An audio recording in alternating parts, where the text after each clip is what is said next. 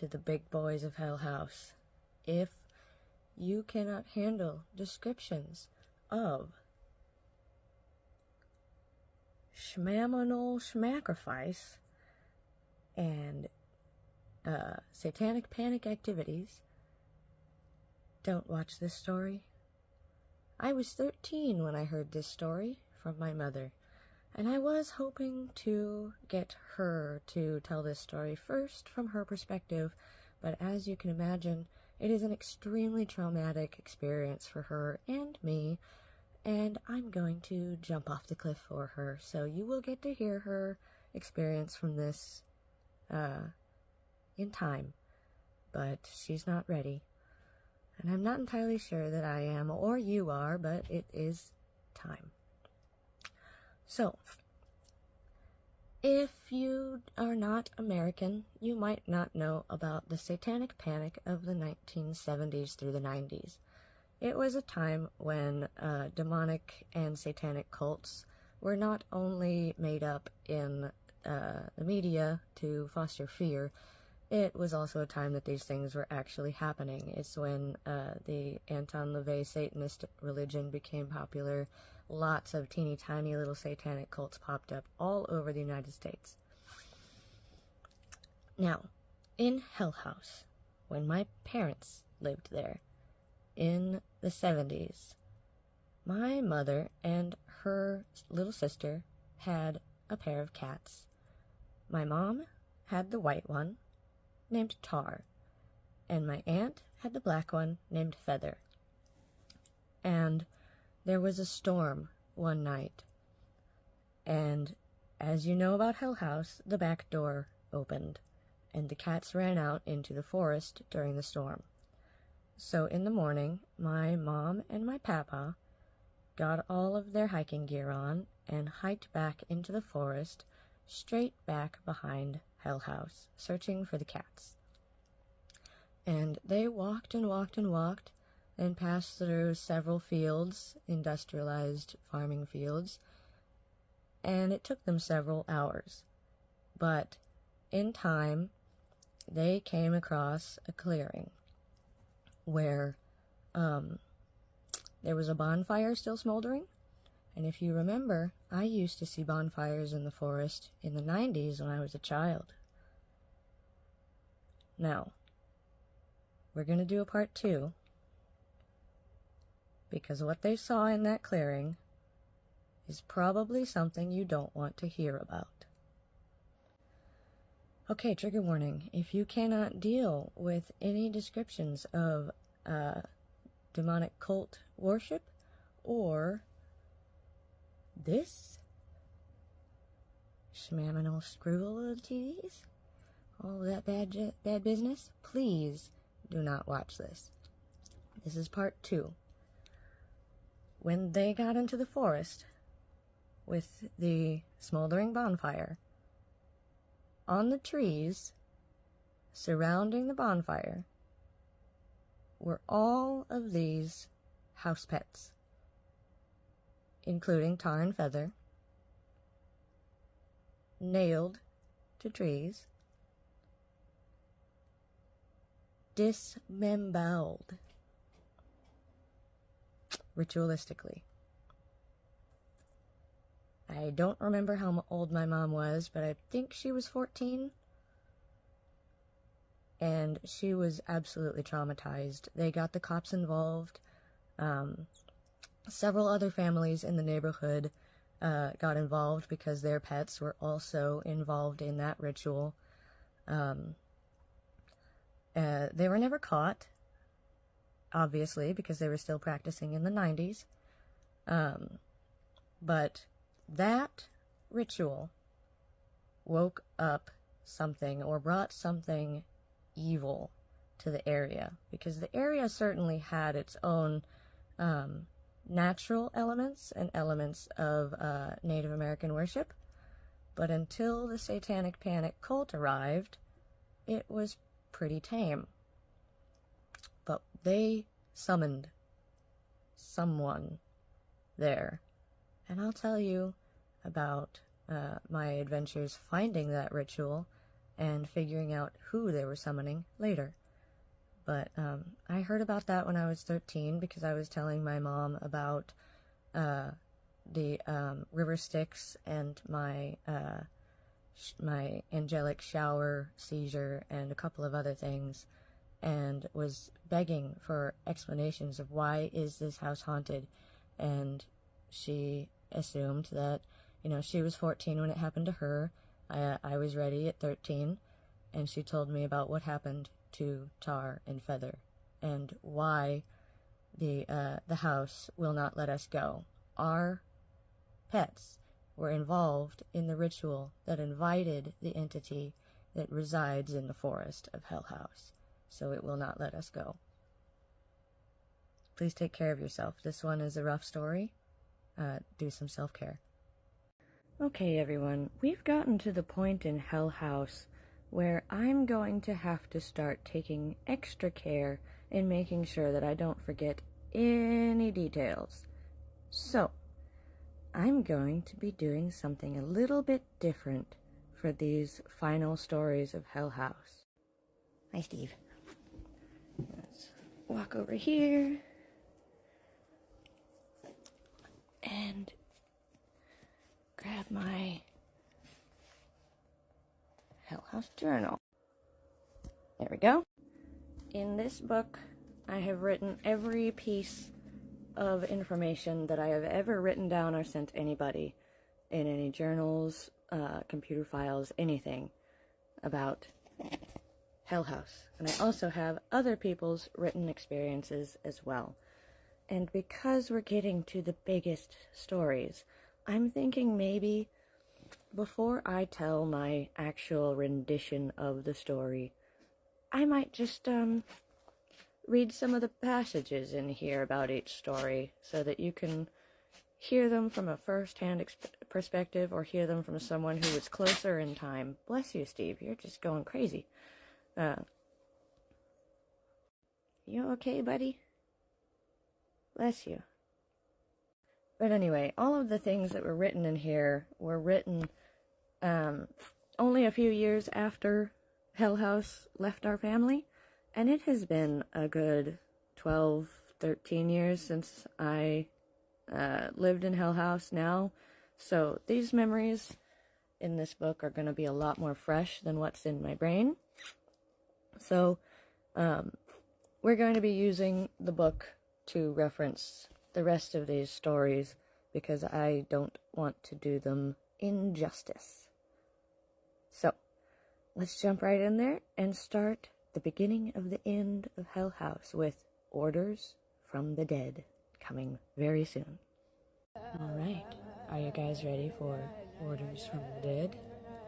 I'm going to read from my book because I'm nervous. I don't want to talk about this one, so I'm going to read about this one. I hope you do not mind. World is going up in flames. By August 2007, my cousin had moved out, and my dad remodeled the basement back room into his man cave with a separate bed and computer. It was situated right beneath my bedroom, and I began hearing this strange, demonic-sounding song emanating from the heat vent in my room. I leaned into it and could hear an extremely deep woman's voice wailing curses. I caught the words, "The world is going up in flames, but these flames are not new to our dead," repeated over and over, shouted as an angry chant. The background instruments included an Armenian duduk, uneven drums, screaming people, and deep male chanting. The singing woman went on to chant in a foreign language. He played the terrifying song over and over for several nights in a row, seemingly while he slept. I found out later he wasn't sleeping. After several nights of restless tossing and turning to the sounds of hell below me, I told my mom what Dad was doing, and they had a huge fight. Turns out the song is by a woman named Diamanda Gallis, and the song is called Orders from the Dead. My dad insisted it was just a harmless song, but it really scared me. That night I went and sat out on the street curb to assess my feelings, and the feeling that my dad was somehow turning angrier and more reclusive doing strange things and not acting like himself. I was reminded of Jack Torrance from The Shining, and was deeply concerned. I should mention now, I have a deep respect for Diamanda Gallis and the meaning behind the song, but at the time I was just afraid and ignorant, and didn't like how the song made me feel, or how it seemed to give more life to the house. The man in the bowler hat was clearer and braver than ever. The drums sounded nightly. The house darkened with a heaviness. It was the presence of hatred, which I recognize now was in her voice, due to the atrocities the song is trying to bring light to. So, that is what I wrote about that, and I feel like I should mention and talk about my parents with this, because when we moved into Hell House, my parents were normal. Not particularly normal in the normal sense of the word, because my family is not normal. But they were themselves. My dad is an extremely logical, mind over matter type of person. He's very, he's from the show me state. He enjoys things that he can see and touch. But he does enjoy also, fantasy TV and Dungeons and Dragons, which is where he was able to mix with my mom. And my mom is an extremely emotional and fantastical person who enjoys the more fantasy elements of life, and enjoys things that my dad doesn't. They were complete opposite, but they worked well together in the beginning. But over the course of us living in Hell House, things started to go very badly with my parents' relationship. My mom became extremely depressed, and she started having these seizures that my dad thought she was just faking. So I had to take care of her, and because of these seizures, she stopped cleaning the house, which turned the house into a hoarder house. We had lots of cats, and the house became a litter box, except for my bedroom, because I kept it clean. And my dad couldn't handle it, so he went down into the basement, and the basement started messing with him. Now, as I'd mentioned, I'd thought that my dad had been sleeping down there to the orders of the dead. But as recently as about a week before this Halloween, I decided to meditate while playing Orders from the Dead on my phone, and move my consciousness back to the night that happened. And I saw myself sitting on the side of the street, underneath the street light, and I decided to go into Hell House, where I could still hear the song playing. And I saw my mom angrily packing things in her room. I think she was contemplating going and staying the night somewhere else. And I went down into the basement, and I saw my dad sitting there, staring at the computer screen, slack-jawed, not moving, just totally blank eyes. So I, a few days later, asked my mom about it. Well, I told her about it. And Mom said, "Oh, yes, I caught your dad doing that several times. I would go down there to see what he was doing, and he would just be staring at the computer screen, mouth open. He wouldn't notice that I had come in. I could talk to him, and he wouldn't move. And typically I would get creeped out and just go back upstairs. I didn't know that my dad did that, but in my meditation I discovered that was what he was doing when he was alone in the basement." Alright guys, are you ready for another Hell House story? This one is going to be in many, many parts, because this one is one that I still have no explanation for, and it was horrifying, absolutely horrifying. I still don't know what it was. But this story starts off in the realm of dreams. in high school, I started having the worst nightmares you could imagine. And they always starred this faceless woman with black hair, and her bone structure in her face looked like mine, but she didn't have eyes or a nose or a mouth or anything. Long, wet black hair, sort of a pinkishly, like it used to be white, but it's been stained pink now, dress. And long, pointed, very long fingers that were blackened. And she would attack me in my bedroom. And whenever she would appear in my bedroom in the dreams, bugs would start crawling out of every crack and cranny and surface of the room. And she would jump onto me in the bed. And I would have to try to fight her off, but typically she was too strong and she would just hold me down in the bed while bugs crawled all over me. And I always would wake up in this screaming panic, covered in sweat. And I just thought it was just regular nightmares until a couple of weeks later, I was sitting in my brother's room talking with him while he was playing a video game.